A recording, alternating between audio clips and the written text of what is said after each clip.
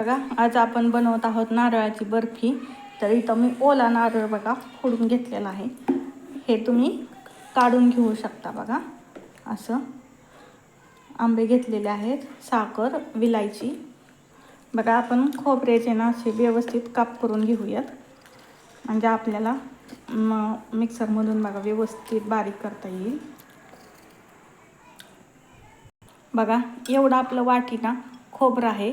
आता आपण तेवढाच गर ना आंब्याचा काढून घेणार आहोत. बघा, असा आंबा कापून घ्यायचा, याच्यातील व्यवस्थित गर काढून घ्यायचा.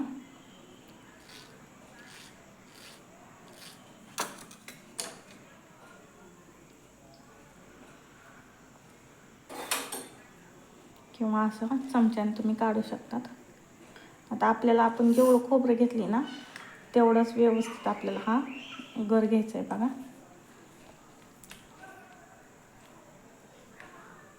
बघा, आपण जेवढा आपण नारळ घेतलेला होता ना, नारळ काप, तेवढ्याच आंब्याचा गर घेतलेला आहे.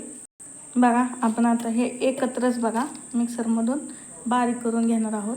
बघा, याच्यातच आपण 2-3 वेलदोडे टाकून घेऊयात. बघा, कढई गरम करून घेतलेली. आता आपण याच्यामध्ये ना तूप टाकून घेऊयात. खूप पण नाही टाकायचं, 1-1.5 चमचा तूप आपल्याला याच्यात टाकून घ्यायचं. असं करावं लागतं. जाऊ द्या, 2-4 वर्ष का लागेल, 2-4 वर्षांतर याच्यावर नाही. मग काहीतरी केल्यावर काहीतरी होतंय ना. पण लय बारीक झाली नाही खोबरं किंवा कुठं राहिलं, नाही, थोडं राहिलंच पाहिजे की खोबऱ्याचा खिस्सा टाकू.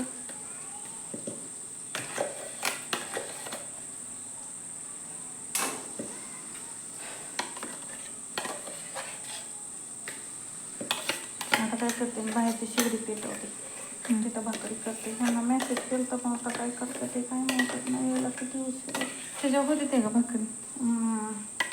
एकच नंबर.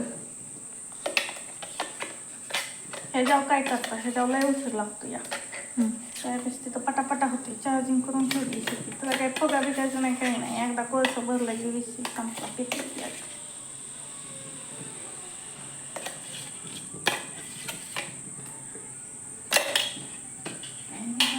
पोरं खात्या पोरं काय निघा ना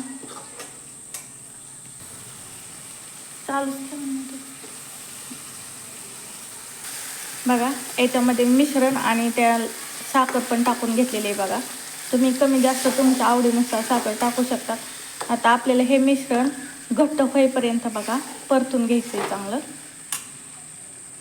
बघा, आपल्याला हे मिश्रण ना सतत हलवायचं आहे. जर नाही हलवलं तर बघा खाली चिकटू शकतं. त्याच्यामुळं काय करायचं, सतत असं हलवत हे आपल्याला एकदम घट्ट असं करून घ्यायचं. बघा, आता ह्या स्टेजला ना थोडं घट्ट झालेलं आहे बघा मिश्रण. आता आपण याच्यात काय करूयात, थोडीशी आपली मिल्क पावडर, एक पोहे खायची 1-2 चमचे बघा टाकून घेऊयात. याच्यामुळे आणखीन खूप छान आपली वडी लागते. आता हे व्यवस्थित मिक्स करून घेऊयात. बघा, व्यवस्थित याच्यात मिल्क पावडर मिक्स झालेली आहे.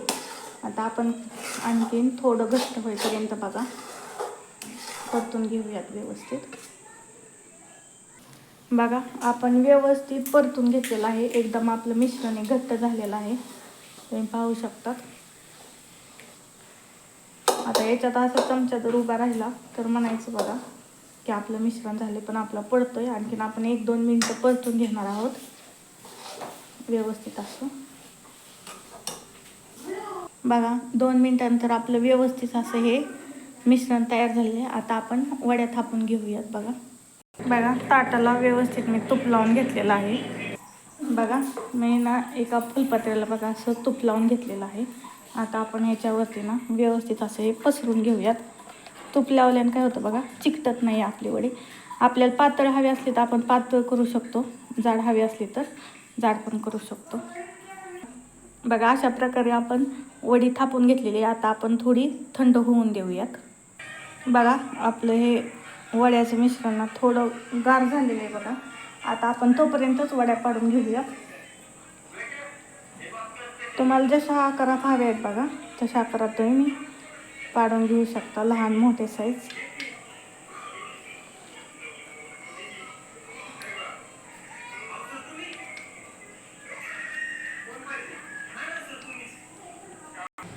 बघा आता एकदम थंड झालेले आहे. आता आपण या वड्या काढून घेऊयात. बघा सहज अशा आपल्या वड्या निघतात. बघा अशा प्रकारे. बघा मस्त अशी आपली आंबा बर्फी तयार झालेली आहे. खायला पण या आणि आपल्या चॅनलला आवडली रेसिपी तर नक्की लाईक शेअर आणि सबस्क्राईब करा. चला तर मग धन्यवाद.